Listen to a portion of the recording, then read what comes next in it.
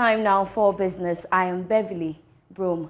The Ministry of Energy, through the regulator of Ghana's upstream oil and gas sector, Petroleum Commission, has been training Ghanaians in technical skills needed in the industry. This year alone, some 150 people have been trained through the Accelerated Oil and Gas Capacity Building Program launched in 2017.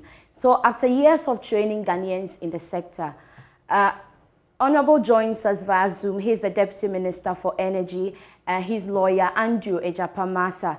Hello, sir. Can you hear me? Yes, I can hear you. Thank you so much for joining us, sir. I want to find out, how is the country measuring this impact of the training? Well, let me say good afternoon to cherished viewers. Before I proceed to correct my name, which you made it, my name is Mesa, not Masa. Well noted, so sir. Just for purpose of that. Yes, indeed. Over the period that we've been in oil and gas exploration, the practice has been that international oil companies bring in expatriates because, according to them, Ghanaians do not have the requisite certification to, as it were, participate in the upstream sector.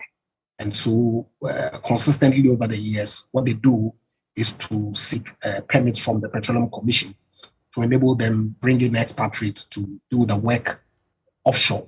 What it then meant was that many Ghanaians were deprived of the opportunity to participate in the upstream space. So what the government of His Excellency Nana Addo Akufo-Addo did in 2017 was to launch the Accelerated Oil and Gas Capacity Development Program, which then sought to train Ghanaians and equip them with the requisite certification to enable them participate in that space. So you recall that last 2 years, some 5 Ghanaian welders were sent to Canada, the Northern Alberta Institute of Technology, to train in welding.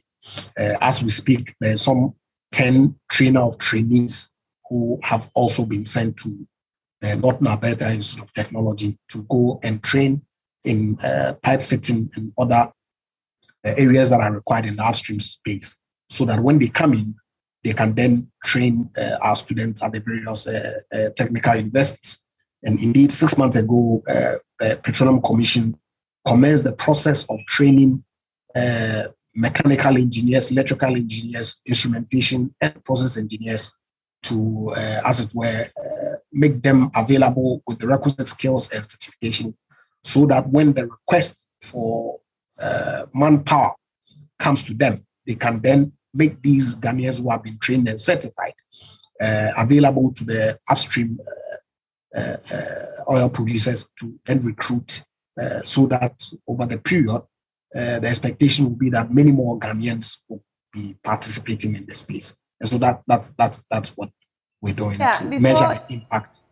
Before you go, let's find out how many people have benefited from this training so far.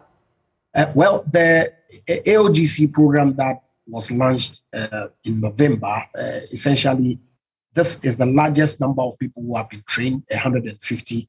There's the 9 that I mentioned earlier who are at the Northern Alberta Institute of Technology, who are being trained as trainers, so that when they come, they can then train people in the various technical universities. Of course, then the 5 welders who went to train and are also training the Ghanaians. So all in all, there are 150 plus the 165 who have benefited directly from the training, who are then also, of course, specifically with respect to the 5 and the 9, who are going to impact other Ghanaians by training those categories of people as well. So that's the extent with which we are now. Thank you so much, lawyer. I wish you all the best with the training. Thank you.